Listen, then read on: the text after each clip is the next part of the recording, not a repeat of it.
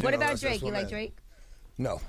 My man. He didn't even say a little bit. He didn't even say halfway. That's my guy right there. No. That's why X is necessary in the game right there. Man. Now, why don't you like Drake? I don't like anything about Drake. My I don't like his voice. I don't like what he talks about. I don't. Jeez, I be trying to tell like these his face. I don't like the way he walks. Like nothing. I don't like his haircut. I might just let me shut up. All right, so Analytic Dreamz video on Spotify to see the video along with the audio because we're going to be getting into a lot. And I started off with the DMX sample of him completely hating on Drake because it is very applicable to today. As a Drake stan,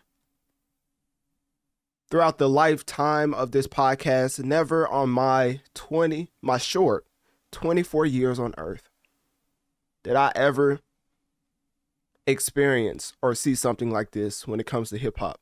Because I think what Aubrey Graham has just executed is one of the most self-detrimental tactics ever used in the art of war. Because essentially, this is his red button that he was talking about on the deluxe for all the dogs. Now, as a Drake stan, we're going to be getting into a lot of different bars when it comes to callbacks into the foreshadowing of this ginormous event in just music. So I would say whatever's your favorite snack as far as consuming along with long form content, I would definitely get that. Your favorite meal, your favorite snack, because ladies and gentlemen, this is unfortunate. I don't know whether to let Jermaine out of hip hop timeout or just let them both be in it. Because at this point, I mean, we can't put all of our superstars in hip hop timeout. I mean, goodness, at some point, DMX just got to come back, man. We just got to resurrect DMX, resurrect Tupac, and get back to the real rules of hip hop and what not to do, because where is the hip hop police? This is the ultimate disservice to the genre that is hip hop. I don't care if Drake actually is going to win the case, which I personally believe he is going to win this case. I'm not going to get ahead of myself, but just on the principle of you talking like you're a street dude and you're following street codes, literally saying, verbatim, on Family Matters, a cease and desist is for, and this is a PG podcast, so a cease and desist is for HOEs. Now, y'all let me know what that stands for, right? Can't listen to lies that come out of your mouth. Now, this came out on Family Matters, and I was saying that Family Matters to me is the best rap performance of 2024, but of course, I'm mistaken, as when this song came out May 3rd, 2024, I thought this was one of the greatest hip-hop tracks ever created. And then to see what has happened today, this is a monumental moment. I don't think y'all understand what type of ramifications and repercussions this could have if Drake ends up winning, especially for the music label. Just on an overview, we're going to get into the details extensively. On an overview, if UMG loses this, that means everything from the music industry from top to bottom has to be reevaluated. So UMG literally came out in the document in the response and said that they would direct the lawsuit towards Kendrick if it ends up having any validity, which is why personally I believe Drake actually has some evidence to back this up. It's just the overview of hip hop culture and how if you voluntarily enter into a beef, telling him to drop, doing digital blackface, telling him to drop as the ghost of Tupac, ultimately for him to drop, and ultimately drop one of the greatest hip-hop diss tracks of all time. Maybe the greatest. I'm not going to lie. At this point, this is the greatest hip-hop diss track of all time. I mean, the way that it just ultimately, verbally mutilated my favorite rapper of all time is just unsettling and really describes why people see Kendrick as the hip-hop boogeyman. So anyways, a cease and desist is for HOEs. Can't listen to lies that come out of your mouth. Literally was said by Aubrey Graham. So what does that make him? Because at this point, what he just did to UMG is even worse.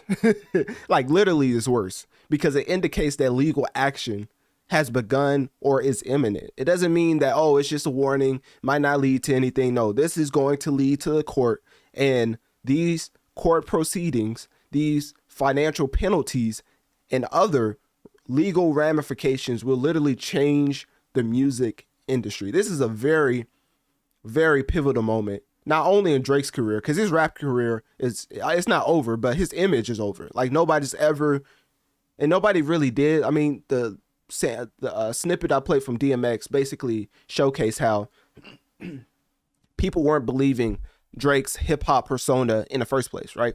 But now it's just it's just at the forefront of this man is no longer a rapper. He is just a musician for pop and the other genres, because truth telling is looked down upon in hip hop. No matter what you want to say about the moral high ground of it, because in hip hop, based off of the streets, it's an unwritten rule that you handle things internally. You adding on to that by asking for the can of you know what. I mean, they said it on Peekaboo that, you know, never had his you know what whooped until we opened up that can. Shout out to the feature on Kendrick's track for that bar. I forget. I think it was Dodie 6 or whatever. Anyways, he doesn't know how to handle this. And one of the greatest tracks from Drake in history, I think, as far as the lyrical aspect, because I'm a Drake stan, right? So we're going to get into a lot of just details, dates. So rewind and pause when you need to look up other things, because we're going to get into a lot. Basically, Do Not Disturb, which this track came out a while ago. It came out on More Life, which the album More Life came out March 18th, 2017. So we're going back to 2017 to bring this full circle. And this is on Do Not Disturb, one of the greatest lyrical tracks of all time, which is probably higher on the list now for me as far as Drake, because this was actually him telling the truth. He was letting y'all know way before this even happened. He said, I was an angry youth while I was writing views. Saw a side of myself that I just never knew. I'd probably self-destruct if I ever lose. But I never do.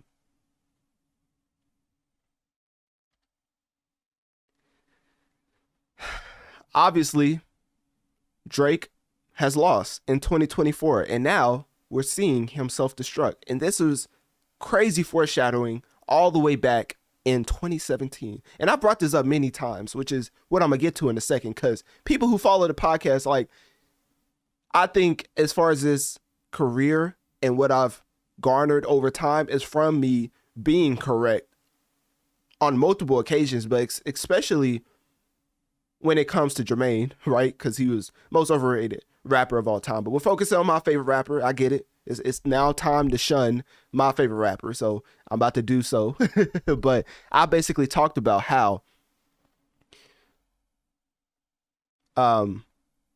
Universal Music Group and Drake was at odds back in August 9th, 2024. This is how far back that I called it and was telling people. I guess my sources was I just made it up, right? But I was telling y'all, don't tell me how I know or how I knew. Drake and Universal Music Group were at odds when he dropped that 100 gigabytes, which is literally a whole documentary. UMG, Netflix, or whoever would have licensed it as far as the documentary made by UMG would have made them billions, or not billions. It would have made them a lot of money, probably upward to $1 billion as far as a Drake documentary. He dropped that entire, well, we don't know if it's the entire thing, but assuming 100 gigs was the entire thing on a Finsta titled Plot Twist. If you don't know what I'm talking about, we're gonna have to bring up all the receipts because this is like a documentary type moment. This is a capsule type moment. So I got to look up everything. I know for people who've been following the podcast, you already know the stuff that we've been through as far as covering this Drake and Kendrick debacle. But as far as actually getting into it, for the new people out there, we have to bring it up again just for them. So anyways, it's so funny. Instagram is having me sign back in again. That was like, you can't uncover the truth. Be like, we like Drake too. Be like, I'm sorry, I gotta do it. All right. So anyways, all right, I'm logged in now. Okay. So plot twist. Let me see. So this Finsta that everybody was saying that wasn't Drake's account, but ended up being Drake's account. He just can't claim it because of legal reasons, which I'm not going to pull a Kanye, but let's just say this man really knows his way around the legal world, right? I wonder why. But anyways, let's keep going, right? I'm not making any connections. I'm just throwing some stuff out there. This man put out a whole documentary for free on an Instagram account back when him and UMG were beefing. Why would you do that? Because if you're renegotiating and somebody tries to lowball you and then you come to a stalemate where basically that means there's no more negotiation. This is the price that we're going to pay you. If you don't take it, then hey, just go independent. And then Drake was like, all right, watch this. Dropped a whole documentary on his Instagram that UMG could have made $1 billion off of, right? So back then, I was telling y'all that UMG and Drake was beefing. You can literally look this up. Universal Music Group. Just look up Drake Analytic Dreamz and it should pop up. But more specifically, Universal Music Group attempts to take down Drake's 100 gigs for your head top. I had that on my podcast all the way back in August 9th, 2024. So anyways, fast forward.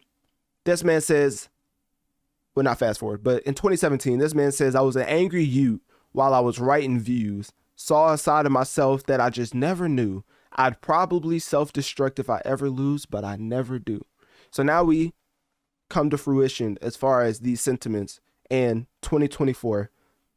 And he comes with another track titled Red Button. But remember, Red Button came before any of the Metro disses towards Drake, the Kendrick disses towards Drake. All of this happened before that, right? Because if you remember, For All the Dogs, Scary Hours edition came out November 17th, 2023. And this is when he put out Red Button. So we could assume at this point in time, Drake and UMG have been at odds for quite some time. Because this man said on Red Button, way before any of the Kendrick stuff happened, way before any of the Drake, Future, Metro, Weekend, all that stuff happened, right? Way before any of the actual marketing strategies employed by UMG was in place, this man put out Red Button because they was beefing, him and UMG. And he basically said, ticking time bomb and begging, ticking time bomb and they begging me to detonate it. If I press this red button, dog, everybody heaven gated. Press this red button, dog, and everything forever changes. Word to M Dollar, she the only one could maybe save it. If you don't know what M Dollar is, fun fact, that's actually Melissa Ford off of the Joe Budden podcast. If you don't know, their interactions, I'm not here to be messy or a drama I don't know. I'm not here to be messy, right? Let's just say they were very fond of each other at one point in time, right? So anyways, word to M Dollar, she the only one could maybe save it. Should have hit you first, but sis, you know about the expletive I've taken. People think it's sweet, but I am not a diabetic patient. masterful bars. I ain't gonna lie to you. The boy still got it. All right, my fault. Told you I'm a Drake stan, so it's gonna come out of me at some point. Pause. No Diddy. Goodness. Anyways, so this man was already talking about a red button, and then everybody remembers the picture he put up. And I have to go through all this because this is really a monumental moment for music, and we're gonna get into it in a second. I just got to give y'all the background because years down the line, we're gonna look back at this. It's like, wow, this was the pivotal moment that changed everything. Something is going to change drastically because of this lawsuit that Drake just filed. Anyways, let me see if I can find the graphic. Drake red button. Don't get it twisted. I do think Drake has a case, but it's just hip hop is not based on truth telling. Snitching is out of the equation. Only person who could get this off is probably like a Chance the Rapper or Big Sean, people who stay out the way, the real life civilians, right? Drake's talking tough. He has gangsters all in his music videos, and now he's snitching. He's technically the hip hop Karen, right? Blue collared snitch. That's what he is. As far as lawsuit, it's the blue collar version of snitching because he's talking about certain things that goes over a lot of people's heads. We're going to get into a lot of different nuanced conversations. So that's why I said, get your favorite snack for long form content. This is not easily, you can't just short form this. This is a lot that Drake is doing simply because he's ready to press that red button and he's ready to self-destruct because he basically lost. Anyways, this is the graphic that he put up. So this is the red button that Drake was hinting at. This was all the way back in, I forget when this happened.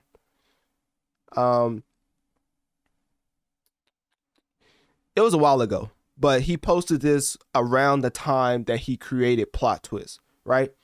So we come to find out the red button is essentially this lawsuit. Now, what does this mean for the entire music industry? Because this man Drake is crashing out. This is the ultimate form of crash out. You can't crash out any more than this. This is like going to your job, smashing everything, and then telling the people that I'm gonna be back in 48 hours, right? Like this man's crashing out. It's no coming back from this. This is always gonna be remembered in Drake's legacy. This is how serious it is. It's not just some random outburst that you put him in a corner and you bring him back, right? This is ultimately career defining, right? So anyways, think of this as if when LeBron went from Cleveland to the Heat. That's how much of a pivotal shift in public perception that Drake is about to have now. It's very, very drastic. And we're going to get into why in a second. But basically, I'm giving y'all the precursor for it, right? So, this is the red button. And why? What do I mean by this? It's ultimately this 17-page document that I'm about to go through. Of course, I'm going to break it down. And, that's why your boy Analytic Dreamz is here, because I've definitely been doing my research because it's been taking me a while to just basically dissect this. Let me have a heartfelt moment right quick. Hold up. Let me tell y'all something. I'm a Drake stan. I'm tired of what Drake has been going through, but man, does he not help himself. And this is just the ultimate nail in the coffin. It's just no coming back from this. I can't even say I'm a Drake fan no more. Like at this point, I got to be like, hey, I don't even know, bro. I just like hip hop. Like at this point, it's just like, who's your favorite rapper? Let's not. That don't matter, right? Like, it don't even matter no more. Like, honestly, to have a heart-to-heart with y'all, you know how J. Cole put out the track, I Let Nas Down? I need to put out a whole episode just titled, Drake Let Me Down. That's how serious this is, man. It's like you could never, not even on a personal level. This is music. On a personal level, if he did something crazy, it's going to be like, hey, I ain't know him personally anyway.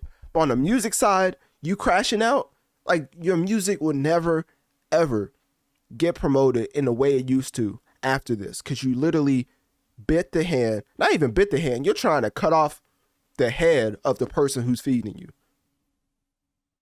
Anyways, all right, that's my little heart to heart. So yeah, Aubrey Graham is, that man's in hip hop timeout. I'm sorry. He's in hip hop timeout. The rap persona is gone. No longer the rap persona. The only rapper that I acknowledge when it comes to Drake is the hip hop Karen, because that is unequivocally, undeniably what he is currently. So anyways, to give people an overview who have short attention spans, even though we've been going on for a long time, but I told y'all, it's not even, we about to get into it. Like, there's a lot to get into.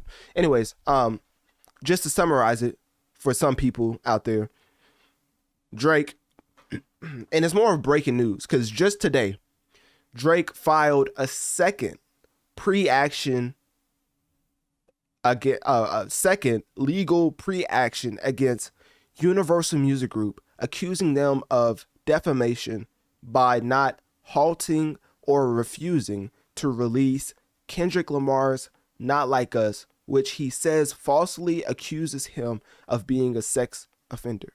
He also accuses UMG of funneling payments to iHeartRadio for radio play.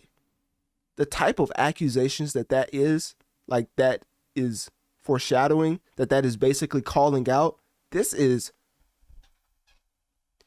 the ramifications of this is very serious. Like, Drake is no longer under UMG at this point. I mean, contractually, he is. It's going to end up being like what Gunna is to Young Thug. Gunna snitched on Young Thug so he could get out of prison. Young Thug's mad at Gunna, but he's making all this money with the track F You Mean, right? And then just all the fire tracks he put out after that, and he's still under the YSL label.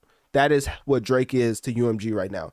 UMG is looking at Drake in the worst way possible, but he's still bringing in a bag for the ultimate company. So right now, contractually, until the end of their contract, they're just going to let him rock out. And then at the end of it, I would be hard pressed for him to get an extension, a renewal for UMG. But y'all, we just going to have to wait and see if UMG's even.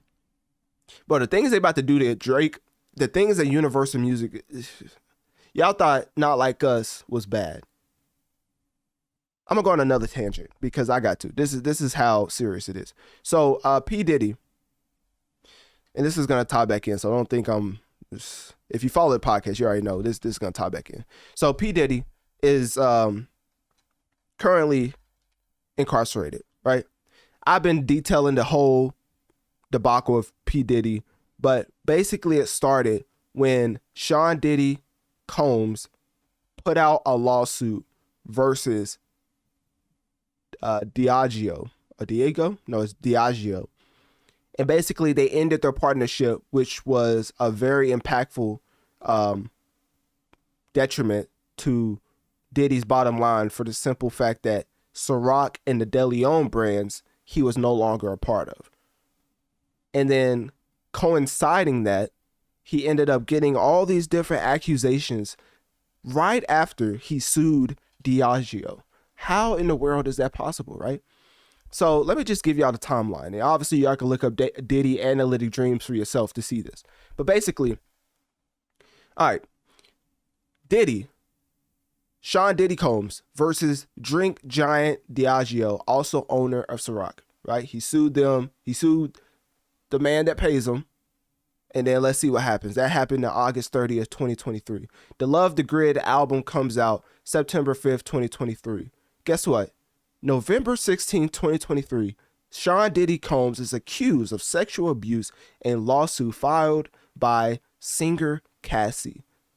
And then what happens? May 18th, 2024, after he settled with Cassie, a video came out that showcased Diddy assaulting Cassie in a hotel. And guess what it got released by? CNN. Now, out of all the places, not World, well, I don't know if World Star's still around. I don't know the gossip blogs, I'm sorry. But I do know that they usually are populating these type of videos whenever it comes out. How in the world did CNN get the exclusive for this video, right? Shortly after, he just sued the big dogs in Diageo, right? The owners of Ciroc. After they cut ties, now all of a sudden, the security blanket is off of this man, and all of the 30 years of monster activities that he's been doing is now coming to light after he cut ties with the major man that pays him. Anyways, so that gets released by CNN. Somehow they get the exclusive. The world may never know, right? The video been out since 2016, but in 2023 is when they 2024 is when they get the exclusive and put it out on a platform like CNN. So anyways, Sean Diddy Combs is then dropped by powerful NYC law firm August 3rd, 2024. And guess what? September 16, 2024, Sean Diddy Combs arrested by federal agents in New York. So Sean Diddy Combs versus drink giant Diageo. That happened August 30th, 2023. Sean Diddy Combs arrested by federal agents in New York, September 16, 2024. If Diddy's been doing so many monstrosities in the past 30 years, why did it only take in under a span of a year for him to get accused and incarcerated for all those actions? It's almost like something as far as the security veil was lifted for this to be in place.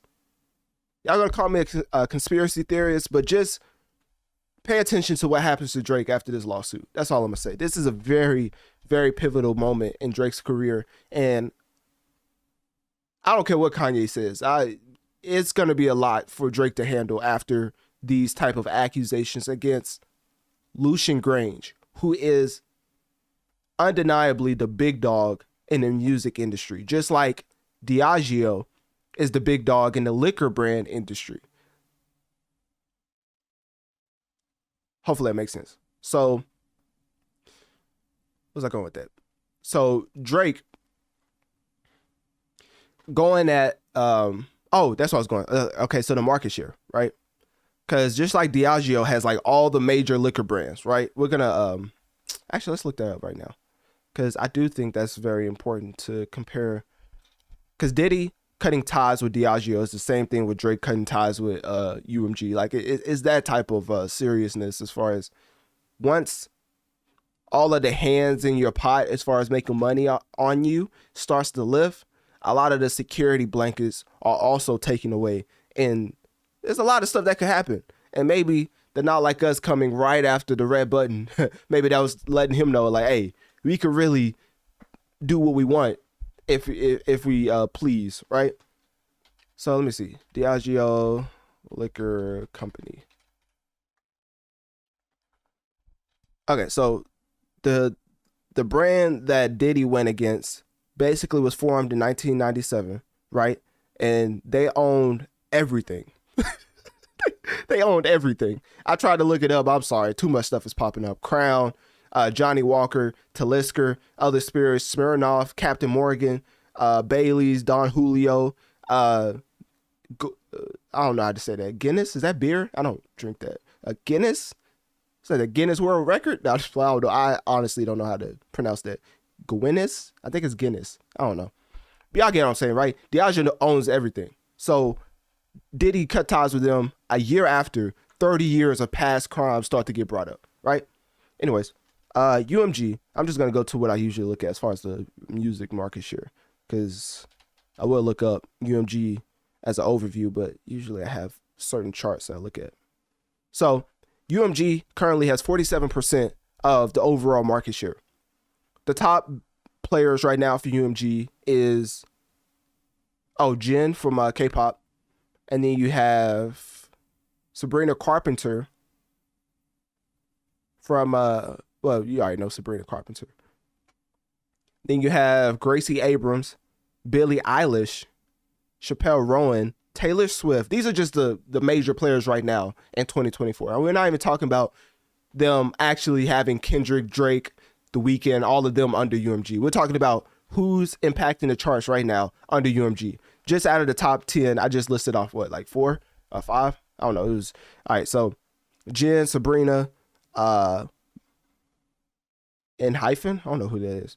Oh no, that's VMG. I don't know what that is. Okay, so Gracie Abrams, Billie Eilish, Chappelle Rowan, Taylor Swift, Morgan Wallen. Glorilla's under UMG. Okay, I see Glow. Yeah, Glow. All right, my fault. Let me get back on subject.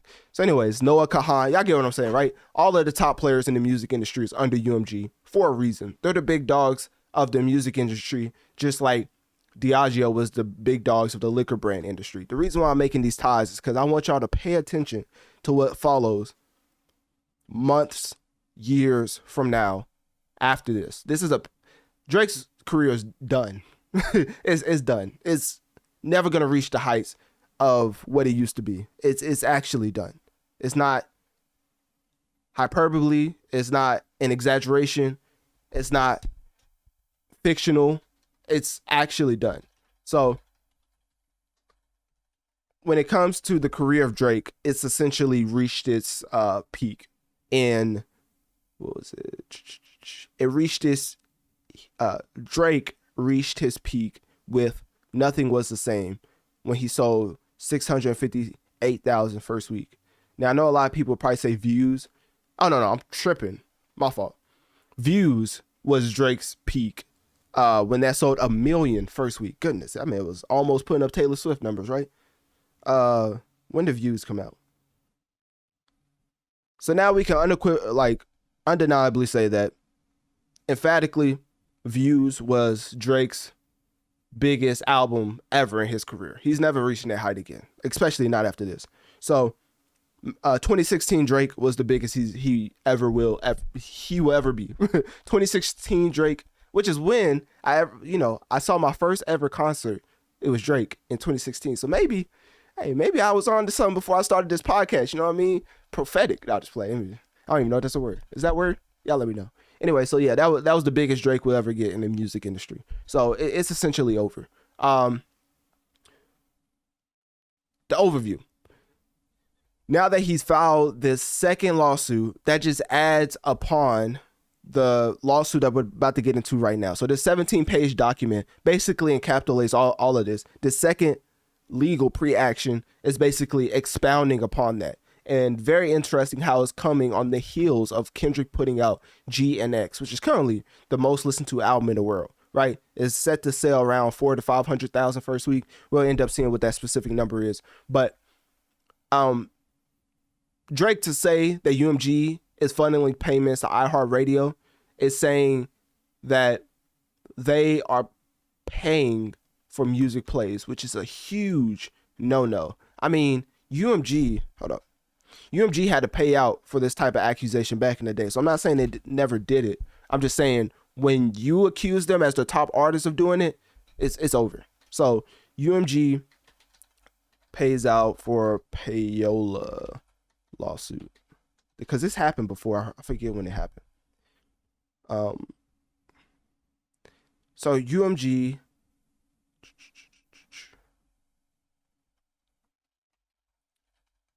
was it a settlement ever settled or paid out for a lawsuit like this? I do remember UMG having to pay out. Okay, 2006. See, I knew I wasn't crazy. Sometimes I'd be like, hold up now. You'd be looking up something, you'd be like, I remember seeing this. Anyways, all right, so Universal Music Group previously settled a significant lawsuit related to payola back in 2006.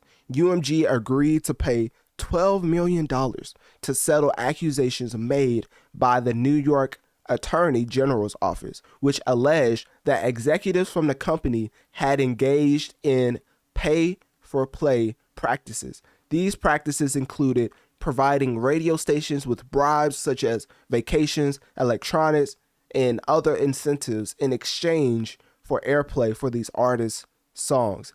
This settlement was part of a larger investigation into payola practices within the music industry, which also saw other major labels like Sony and Warner Music Group settling similar claims for millions of dollars. But since then, it hasn't happened, right? This type of business practice is very much under the table and is never exposed. That's the unwritten rule of the music industry. There's things that goes on as far as payola, allegedly, because I'm not trying to get sued, right? That helps people's streams when you're signed to a major label. Whenever you're calling out the game, because you're hating on a player, that ultimately is why people are reacting the way they are to Drake, because you lost in a game and now you're calling out the unspoken rules of the game because you've been behind the scenes for so long. So you calling out Kendrick to drop, he dropped and completely verbally mutilated you, and now you want to sue, like we're just going to take that like, oh yeah, you fighting for the artist. Like, no, my brother, you're mad that he just completely bodied you, not only on the quality side, but on the sales side. And like you said on Do Not Disturb, you are self-destructing because you lost. And as a Drake stan, as a Drake fan, that's just not it, man. That's just not it. I don't even know what else to say. Like, I feel like so disappointed right now. Like, I feel like when T.I. slapped the money out of that dude's hand and he said he was so disappointed, was a big boy. Hold up. I gotta get that drop. Cause I have one of his drop, like this one right here. Hold up. I know that ain't who I think it is. So you already know I love the movie ATL, but that man has so many quotables in that. So as far as the ATL, I don't even know if I can find it. But as far as that drop, of course, that's one of my favorite drops of all time, because I know that ain't who I think it is. I just love how that drop just captivates so much when it comes to the movie and just life in general. Oh, here we go. Oh my goodness. Should I play this scene? I feel like I may get copyrighted. All right. I won't get copyright on my podcast for this, but if I get copyright on YouTube, I'll probably just put my banner over it. So if you see the banner, that's why. But anyways, I got to show y'all the scene because this ultimately encapsulates how the hip hop community is looking at Drake right now. Let me see. Oh, here's a famous drop that I have right now. I know that ain't who I think it is. Oh my, so classic. All right, my fault. That movie is classic, but y'all get it, right? So right here, this is how the hip hop community is looking at Drake, because he lost the game and now wants to sue the pants off of UMG and just everybody involved into who had the contributions over his downfall in the beef. Here you go. Oh, shit. Yeah, I'm tired of that. It was so disrespectful. Every time people bring up Drake snitching as far as what Kendrick did to him, this is how the hip-hop community is going to react. Oh, shit. Yeah, I'm tired of that. It was so disrespectful. That was so disrespectful. Because I ain't going to lie to you. I still can't fully comprehend this man crashing out. Like, all right, enough side tangents. Y'all get the point, right? All I'm going to say is this man dressing up as a YN for October. Y'all remember that? Drake was dressed up as a YN. I feel like he's been giving us hints a little bit. And usually what he does is pretty calculated. But when he dressed up as a YN, which I'm not going to tell y'all what that meant, what that means, because it's a PG podcast. But let's see. How you spell Halloween? Oh, yeah, here we go. All right, so in great Drake fashion, this man dressed up as a YN. And this is literally Drake right now. I ain't gonna lie to you. This is Drake. This man's crashing out. This is the ultimate crash out season. Ultimate crash out season. We thought Cat Williams started it. Well, no, Cat Williams did start it. Let me get that, get that correct. Cat Williams started it, and guess what? Drake's about to finish it. He's crashing out. This is way bigger than what Cat Williams did. He's calling out everybody. Because if UMG goes down, everybody's going down with the ship, which is why UMG basically said that if there's any credence to Drake's claims, they're suing Kendrick, because they're not about to take the fall for it like they already had to back in 2006, where they had to pay out $12 million. And you're probably thinking, what's $12 million to Universal? In 2024, 2, 3, 4, 5, 10x that number. That's what they're going to be paying out to Drake. Drake may mess around and get royalty points off and not like us the way that he's about to win this lawsuit. That's how serious it is. So, anyways, so that's the whole thing about Drake. You know what I mean? He's just he's crashing out. And ladies and gentlemen, we just got to be polite in the way that we just, you know, handle this situation, because he's one of them right now. He's one of them shooters. That's all I'm gonna say. He's on the loose. He is on the loose, and it's unfortunate to see, man. I'm gonna have to find a new favorite rapper. Like, that's the ultimate epiphany I had. I was like, dang, I'm gonna have to find a new favorite rapper. Huh. Anyways, so yeah, that was just the second half of the lawsuit. Basically, let's get into the 17-page document, because I think that was basically what I was getting into. So I think that was, let me see. Okay. And then, if you look up Drake Analytic Dreamz, you can see the timeline of me covering Drake's complete demise, because I've been covering this extensively. This is just a capsule, because this is what the moment calls for, this type of breakdown, because as you see, we haven't even gotten to the document yet, because there's a lot to unpack. And it's 17 pages, but of course, your boy Analytic Dreamz got you, so we're going to be getting into the snapshots of these pages, because of course I already read through it to bring out the most important details. So other than him filing a second legal pre-action, right, he also has the first legal action, which happened yesterday, November 25th, 2024, for the people listening in the future, right? So when it comes to the overall lawsuit, page 1, as we have right here, is basically the Supreme Court of the state of New York, County of New York, right? It was filed November 25th, 2024, under Frozen Moments LLC. Now, as we go, we're going to be looking up certain stuff, because of course people don't even know what some of these LLCs are. So Frozen Moments is under Drake. So it was created by Drake, a company associated with Drake for industry credits, right? And oh, never mind. This was after his album Scorpion. So after he put out Scorpion, this is how Drake manages and releases his music. So post Scorpion, this is what Drake created as far as Frozen Moments LLC to manage / release his music, potentially indicating how he was moving towards independence, right? And moving away from long-time labels like Young Money / Cash Money, because that's what most people think Drake is under. But after Scorpion, he is now free, I guess, contractually, to have his own independent LLC instead of being under Young Money / Cash Money.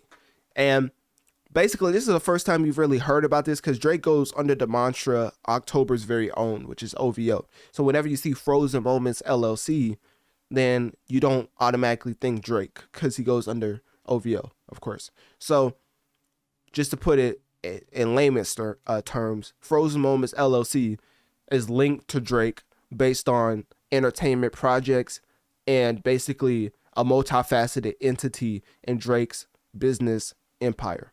So that is what this lawsuit is filed under. So it's Drake.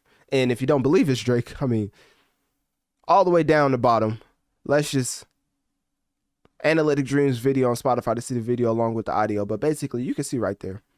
Whose signature is that? Oh my goodness. This man that put the signature on the truth telling.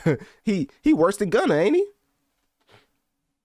Imagine Drake on the stand. That man probably got crazy hand movements when it comes to snitching.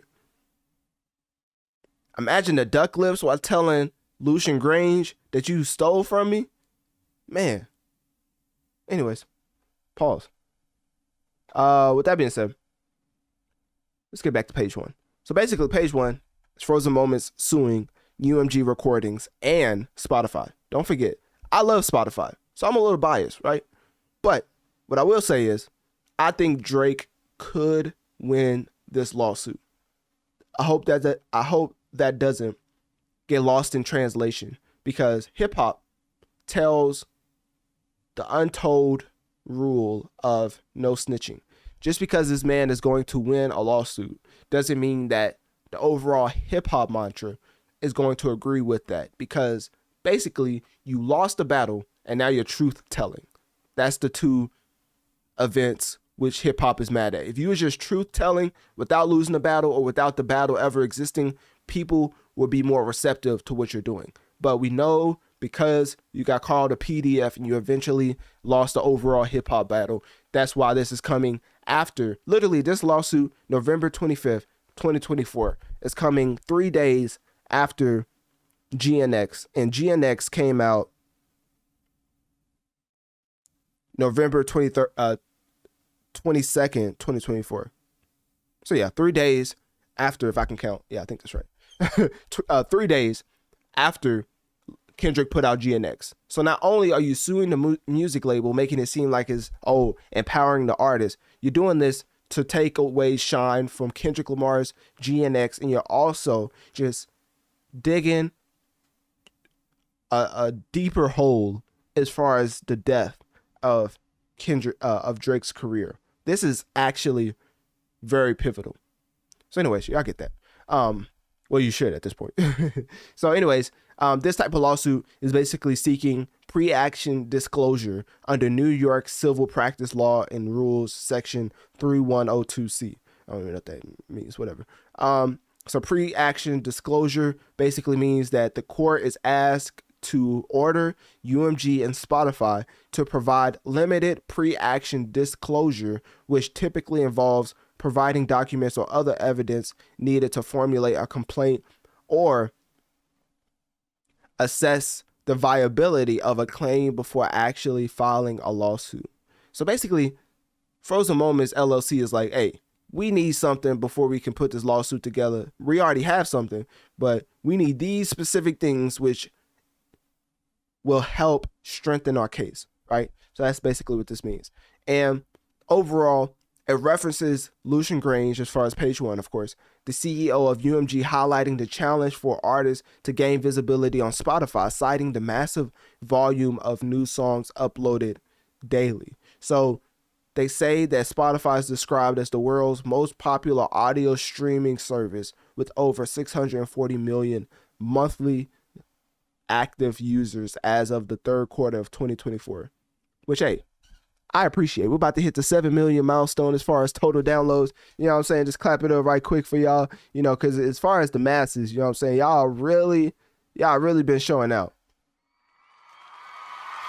And I appreciate that. You know what I'm saying? Don't you just love when people just continuously support and it gets to a point where it's like 7 million? I mean, I can only count to 4. So, you know what I mean? That's a huge number, I think, right? So anyways, yeah, shout out to the masses. We're going to get into that milestone achievement in a second. Well, probably next week, because this has been taking up a lot of my time. I ain't going to cap. They've been dropping bombs as far as news for this Drake and Kendrick stuff. What else? Yeah, so UMG's perspective, right?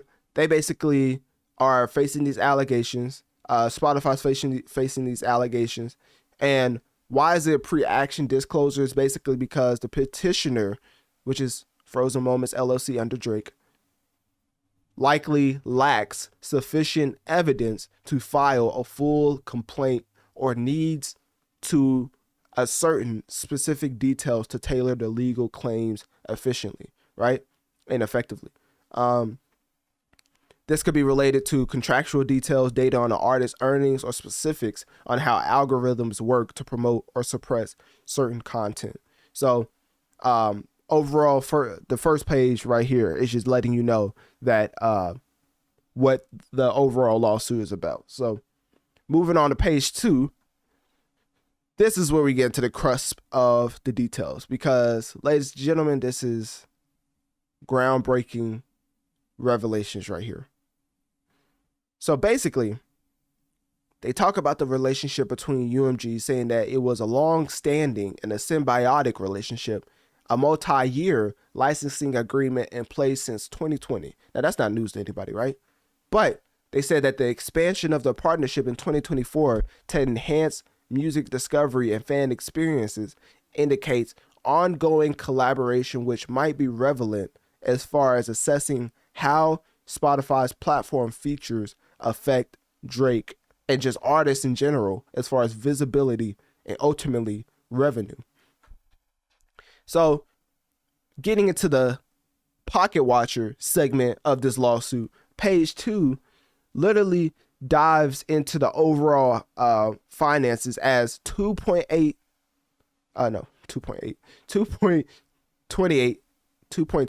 let me just say it like that, billion, representing 19% of UMG's total revenue, is basically Spotify's payout, right?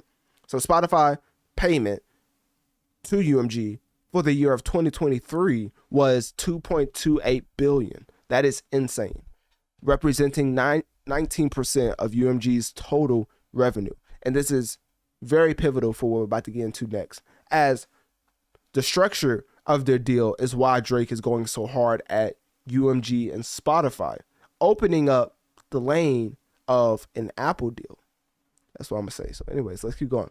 Spotify is specifically being mentioned because of its market dominance and its influence on music consumption, which could lead to the overall lawsuit as far as the claims about unfair trade practices leveraging market power.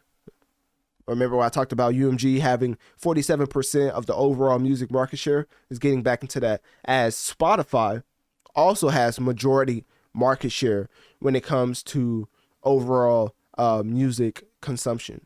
So also page 2 dived into the overall dynamics and the specifics of the financial transactions between the two, but y'all don't want to hear about that. All right, I broke it down to layman's terms as much as I could. All right, so let's get into page 3. So getting into page 3, right? UMG basically underscored by a significant decline in traditional revenue streams like downloads, reflecting a broader industry trend. So this shift is crucial into understanding the overall UMG current business model when it comes to their future strategy, because their slogan, which says right here, the slogan streaming 2.0 is basically indicates their tactic as far as participating in, but not just participating in, but leading the evolution when it comes to streaming, potentially affecting how they engage with platforms like Spotify.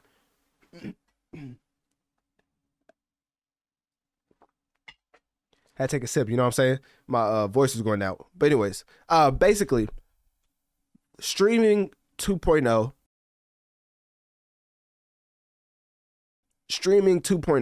is interesting in the sense that UMG's exclusive control over the licensing of Not Like Us, and then the campaign for the song Not Like Us did not match up contractually as far as what's the norm for majority of artists. What does that mean, right? So they UMG's campaign for the song Not Like Us, because Kendrick's under Universal Music Group, allegedly involved unconventional or aggressive marketing tactics like using bots and pay-to-play agreements.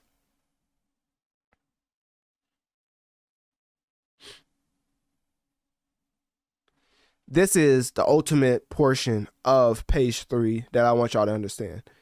The bots and pay-to-play agreements is not the main focus. The main focus is that UMG has exclusive control over the licensing of Not Like Us, right? And basically, if you put out music under UMG out on any other platform other than the DSPs exclusively, when you put it on DSPs, it will not get playlisted. Well, that's a lie. Playlist is held by the curators, right? But it's not going to get promoted like you usually would get as far as putting it out on all platforms at the same time, right? So just like I was saying when Drake put out 100 gigs and his label and him was beefing, it's for the simple fact that Drake music was coming exclusively on Instagram, when you have a whole $400+ million deal with UMG where they expect you to put out music on DSPs. So you kind of following, right? So, but for Kendrick, it was a lot different, right? They had exclusive control over Not Like Us, which is a part of Kendrick's discography under them. And when it came to the structure of their deal, they're claiming that UMG charged Spotify 30% less for Not Like Us in exchange for promotional efforts that could suggest allegations of preferential treatment or manipulating of streaming algorithms to favor certain tracks. So, what does that mean? Basically, even though Kendrick was putting out tracks on YouTube exclusively, and y'all know, well, I don't know if everybody followed the battle, but basically Kendrick was putting out his tracks on YouTube first, then on DSPs later. And not only was he breaking that type of rule, which meant he shouldn't have had as much marketing push when he eventually made it to DSPs, not only was that flip, but it was drastically flipped to the point where Drake's team is claiming that UMG charged Spotify 30% less for Not Like Us in exchange for promotional efforts that could suggest that they wanted a certain someone to win over Drake, because the beef, as far as the contractual negotiations, reached a stalemate, and now he's claiming that they are purposely promoting Not Like Us for the detriment of his career. So even though it's a 17-page document, the main point is not the bots. It's that Kendrick had not only a marketing push as far as a discount on overall streams, but then he was able to exclusively put on YouTube as well. Why would the two correlate? Why would UMG not say, forget both of y'all for putting it out on YouTube? We're not going to promote any of y'all tracks. Y'all just deal with it. And y'all see where y'all tracks get you as far as not following the contract. Why did they only do that for Drake, supposedly, and tell him you're being penalized for putting it exclusively on YouTube first, but not Kendrick? So that's what the lawsuit is alleging, right? This is not facts. This is what they are alleging. So that's why this is such a monumental moment, because if this is true, then the music industry is going to be changed forever. And I'm not even exaggerating in the amount of repercussions this could have. Literally, if Drake outright wins this lawsuit, everything that Kendrick made off of Not Like Us, not everything, well, I don't know, they'll probably come to an agreement. Basically, Drake is going to make money off of Not Like Us because of it being under UMG and, more importantly, Spotify when this happened. So to add on to that, to bring it back towards earlier in the segment when I talked about how Drake was basically filing a second lawsuit. So Drake filed second action against UMG alleging defamation over Kendrick Lamar's Not Like Us song because of how they could have I think I had it somewhere, because basically they could have stopped it as far as the overall trajectory of the track, because it had lines like, say Drake, I heard you like I'm young, you better never go to Cell Block 1, which Drake interprets as accusing as a pedophile. I love how, you got to be politically correct and, say allegedly and be like, oh, Drake interprets that it called him a pedophile. Like, come on now. Like, hip-hop fans know what Kendrick was calling that man. Anyways, so yeah, Drake says that his legal team argues that UMG had the power to influence or halt the release of such content. I mean, this, as far as an artist argument, is 100% correct. I'm just talking about the events leading up to this makes it look like you're just completely going against hip hop, unspoken, unwritten rules as far as truth telling, snitching on a person, when in hip hop you always handle it internally. This is basically like I kept saying, it's hip hop Karen. He's lost the battle and now he's calling the authorities. He lost and now he's calling the police, literally. So it's not the premise of him being actually wronged and him having a case. It's him. It's the precedent that we set that now whenever you're in a hip hop battle, if they say something you don't like, just sue them. I don't know what type of hip hop that sound like to y'all, but that ain't my hip hop. You know what I'm saying? I only been on this earth for about 24 years. And what I've been explicitly told is that you handle things internally, because once you get out there, once you get in the hands of the law, there ain't nothing we can do. You know what I'm saying? So Drake ultimately just destroyed his hip hop image with this. He's no longer a rapper. Drake is no longer a rapper. He's an artist. He's a pop star. He's a reggae singer. I mean, he literally has a song of him singing in Spanish literally this year. I forget what the track was actually called. Hold on, let me go back to my list of Drake topics. Because he has a track with him singing in Spanish. Maybe he was just letting us know that, you know, maybe this rap life ain't for him. Like, he unequivocally just destroyed it. Like, it's over. It's over. So Drake had a track with what was that man's name? I don't know if I covered it.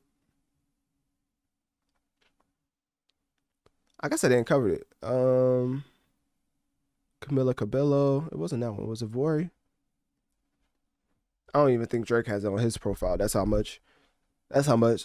ashamed he was of this track. I was like, bro, what are you doing?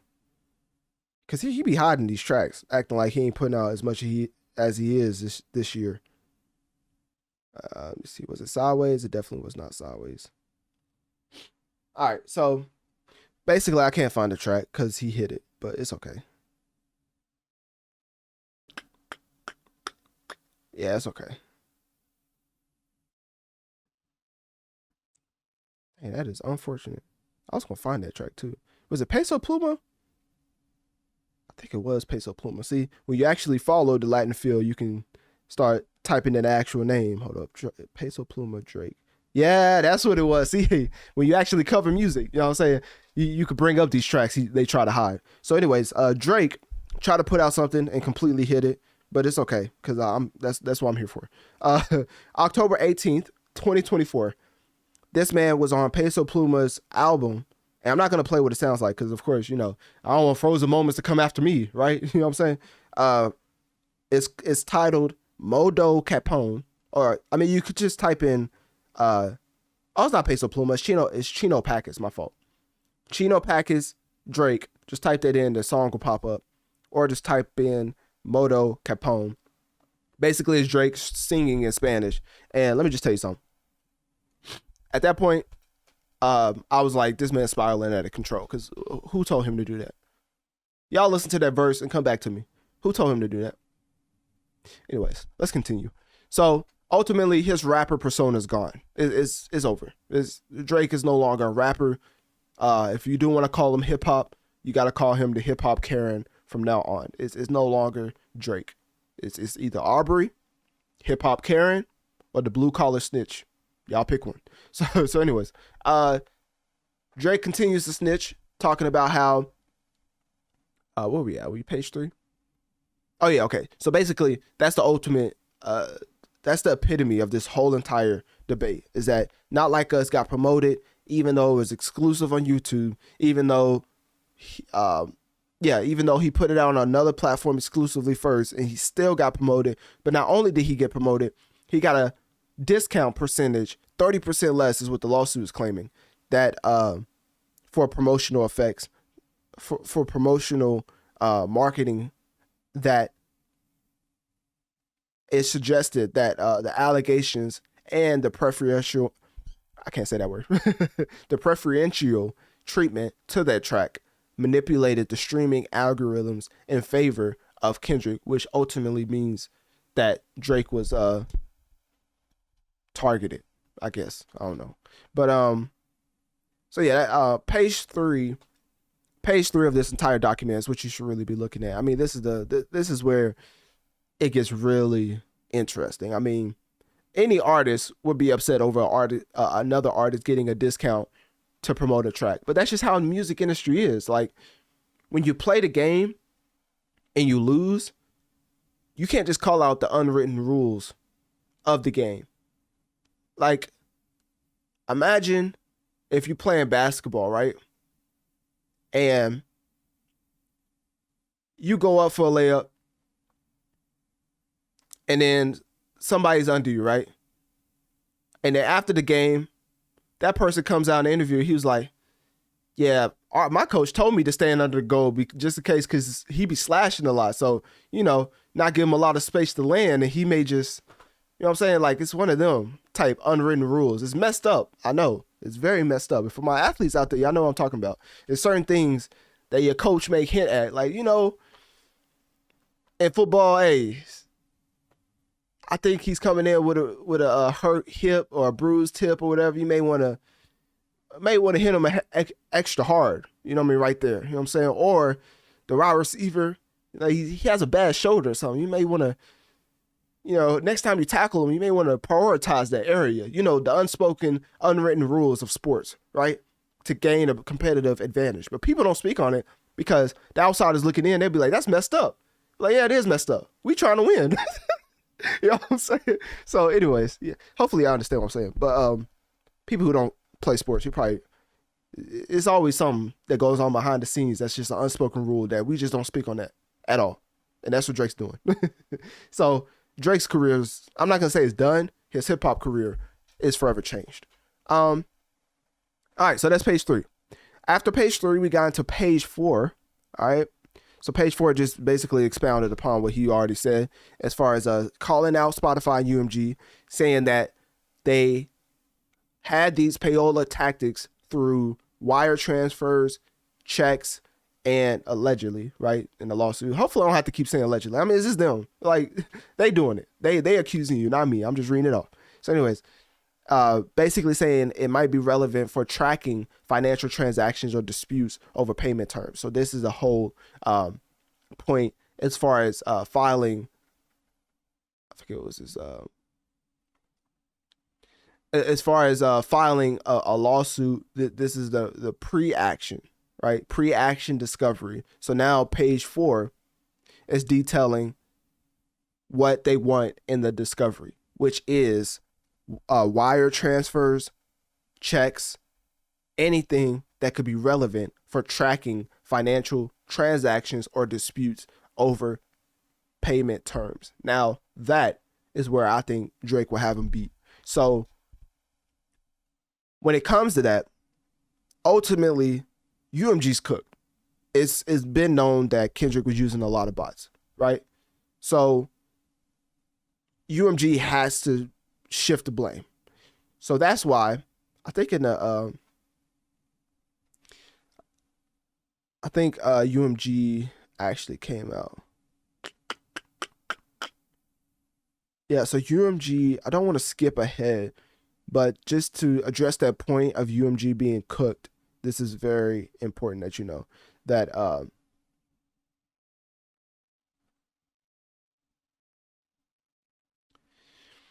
okay, so page 7. Oh my goodness, there's so much stuff in this lawsuit. False advertisement, success. No, that's not it. Not like us. Okay. Man, you have to go way down. UMG is accused of hiding it. Oh, okay. All right, so this is how you know UMG's cooked, right? Page 10. Sorry, I have another document, so I'll just be scrolling all around to mess up your eyes. So y'all just gotta look at page 4 right now. But right now I'm looking at page 10, right?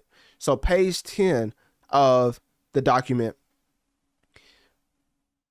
basically concedes that UMG is cooked. Obviously, they ain't come out and be like, hey man, you got me. They was like, you got us. And not only you got us, they doubled back and they was like, no, you got him. Right? They was like, hey, you got us. But actually, it's not even us because it's actually his team. So you got to sue them. If you're gonna sue us, we're gonna sue them because you suing us, right? In layman's terms, UMG basically is saying that they want to resolve these issues, right? Drake has tried to engage with UMG in discussions to resolve issues stemming from their actions, but UMG has refused to engage meaningfully. Almost like the Cassie Diddy situation, right? If you're not going to engage with me, well, guess what? I'm going to let the world have it. Now the world has the lawsuit. They're going to call me a snitch, but at the end of the day, I'm going to get paid off with whatever percentage that Not Like Us made, right? I'm going to get a percentage of whatever Not Like Us made, which is the ultimate win for Drake. But it's like Thanos at the end of Infinity War. I mean, at what cost? Hey, throw away your whole rap persona.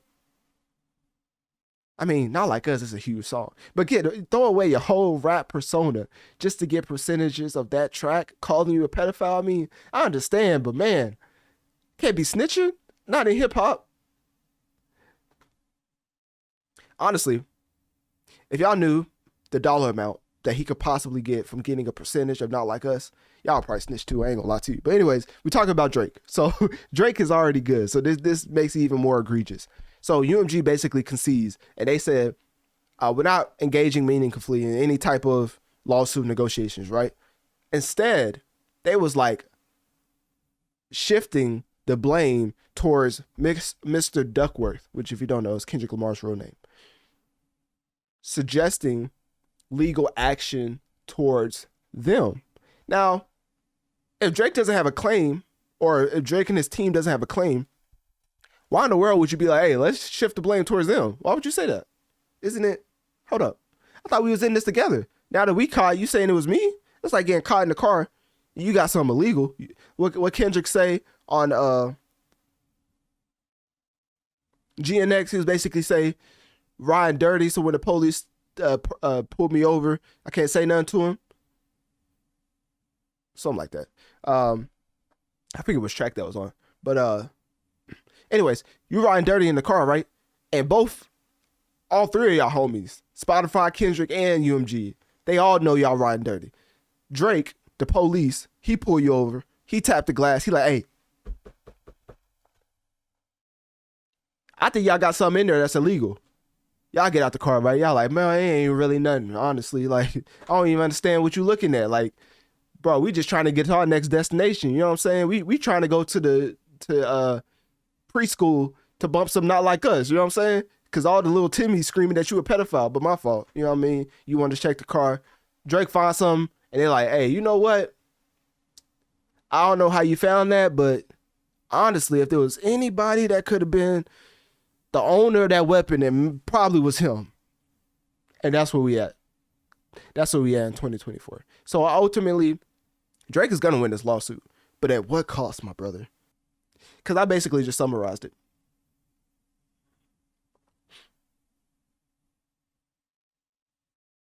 I'm not going to lie to you. I may do the rest on Patreon. So with that being said, click my link tree in my bio. Let me know on one of my social medias. What do you think about Drake versus UMG? And ultimately, why do you think Drake is willing to throw away his whole rap persona just to win a lawsuit against UMG?